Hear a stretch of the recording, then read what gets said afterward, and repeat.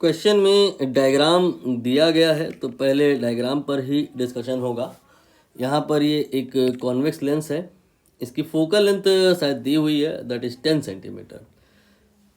और ये जो ऑब्जेक्ट है ये 15 सेंटीमीटर की दूरी पे है, मतलब यहाँ से यहाँ तक ये 10 सेंटीमीटर है, इसको मैंने F लिखा है, ये फोकल लेंथ है।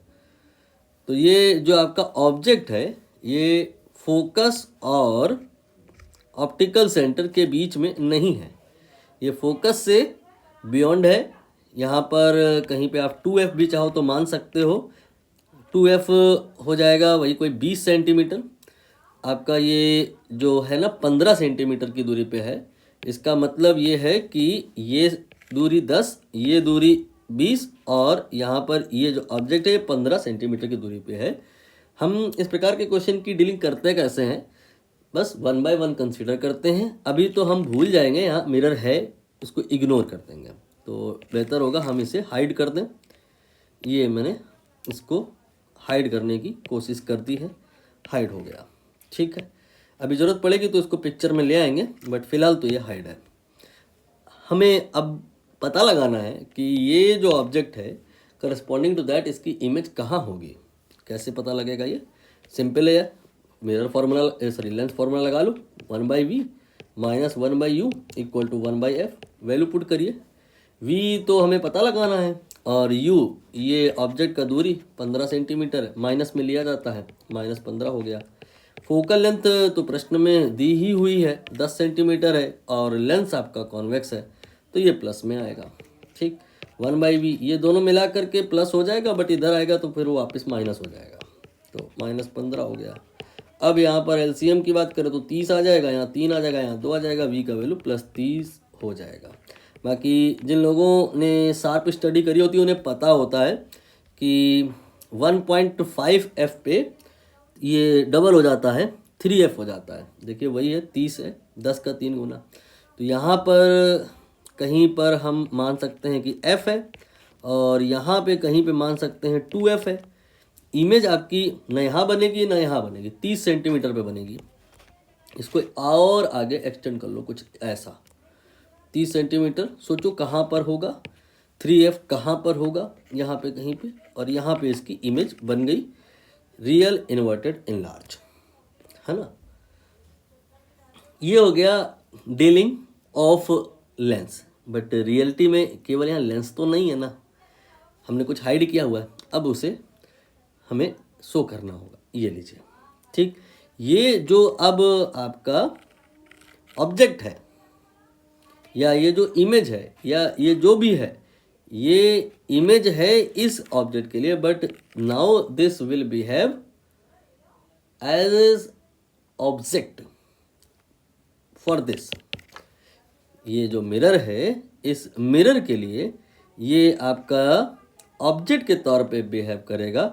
तो फिर इस ऑब्जेक्ट की दूरी मिरर से है कितनी, ये दूरी यहाँ से यहाँ तक 10 सेंटीमीटर आएगी। ये कैसे पता चला भाई, आपने ही तो बोला ना ये टोटल 30 सेंटीमीटर है, ये टोटल 30 सेंटीमीटर। एक काम करो, क्या ये बता सकते हो कि ये जो इमेज है इसका साइज़ क्या है या इसमें मैग्नीफिकेशन कितना हुआ है।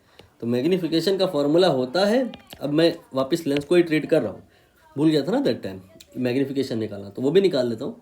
v/u होता है, और v तो आप कह रहे हो प्लस में 30 है और u कह रहे हो माइनस में 15 है, तो -2 आ गया। माइनस ईयर मैसेजिंग की रियल इन्वर्टेड है और 2 हियर की इनलार्ज है, ठीक। अब हम वापस इस मिरर और इस ऑब्जेक्ट का कॉम्बिनेशन डील करेंगे। क्या ये ऑब्जेक्ट आप बता सकते हो इस मिरर से कितनी दूरी पे है। टोटल आपने कहा 30 और ये है डिस्टेंस 20, तो बच गई कितनी, 10, ठीक है। अब 10 सेंटीमीटर की दूरी पे एक ऑब्जेक्ट रखा हुआ है।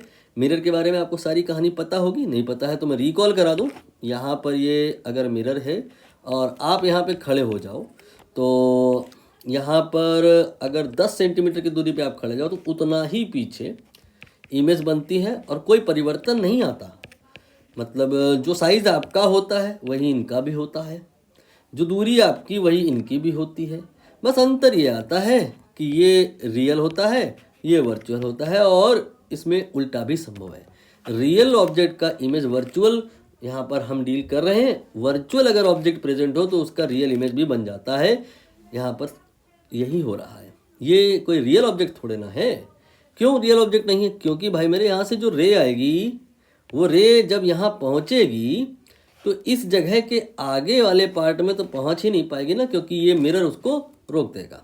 तो यहाँ रेज ना प्रेजेंट होना कहीं ना कहीं ये इशारा दे रहा है कि ऑब्जेक्ट रियल नहीं है। फिलहाल हम रियल वर्चुअल के चक्कर में अभी ना पड़ते हुए बस इतना जानेंगे कि जो प्लेन मिरर होता है वो m = +1 जनरेट करता है। मतलब क्या? ऑब्जेक्ट का न साइज चेंज करता है ना उसका ओरिएंटेशन चेंज करता है। जिस डायरेक्शन में है, नीचे की दिशा में है, नीचे की दिशा में रहेगा। बस कितनी दूरी पर बना देता है, जितनी दूरी पे ऑब्जेक्ट है उतनी ही दूरी अपोजिट साइड में। यानी कि यहाँ से 10 सेंटीमीटर पे ऑब्जेक्ट है तो यहाँ से 10 सेंटीमीटर पीछे इमेज हो जाएगा। बस लगभग कहानी हो गई है।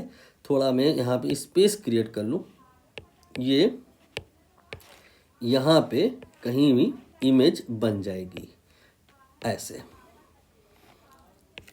ये हो गई आपकी इमेज, ये आपकी फाइनल इमेज है। दरअसल ये फाइनल इमेज नहीं, अभी एक और इमेज बनेगी, बट वो इन्फिनिटी पे बनेगी, क्योंकि ये जो ऑब्जेक्ट है इस लेंस के लिए फोकस पे है तो फाइनल इमेज इन्फिनिटी पे बनेगी। उसका कोई मीनिंग नहीं है, इसलिए इसी को फाइनल इमेज कहा जाएगा। और ये फाइनल इमेज कहाँ बनी है? इस मिरर से 10 सेंटीमीटर, और ये टोटल चूँकि 20 है और ये 10 है तो ये 10 सेंटीमीटर ये फोकस पे ही बन गई है। और इसका जो साइज़ है, जो मैग्नीफिकेशन उतना ही है जितना इसका है। Plane mirror does not incorporate any kind of magnification, न साइज में न ओरिएंटेशन में। तो यहाँ पे जो मैग्नीफिकेशन आप कह रहे थे वही मैग्नीफिकेशन इसका भी होगा। m = +2 यहाँ भी है, m = +2 यहाँ भी है। बस प्लेन मिरर के बीच में घुस जाने से होता क्या है, मैग्नीफिकेशन में कभी चेंज नहीं होता है, पोजीशन में चेंज हो जाता है। जो अभी इमेज ये बन रही थी वो 30 सेंटीमीटर पे बन रही थी, ये प्लेन मिरर आया, इसने इस ऑब्जेक्ट को यहाँ पर पलटा दिया और अब 10 सेंटीमीटर पे बनने लग गई। एक बार आंसर पर अब आ जाते हैं। यहाँ पर फाइनल इमेज पहले वाले में लिखा formed distance 10 from lens towards mirror. ये सही है, ये लेंस है, ये मिरर है। लेंस से मिरर की तरफ जाइए, 10 सेंटीमीटर जाइए, इमेज मिलेगी फाइनल।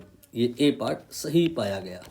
दूसरा final image 30 centimetre from the lens, ये तो गलत है।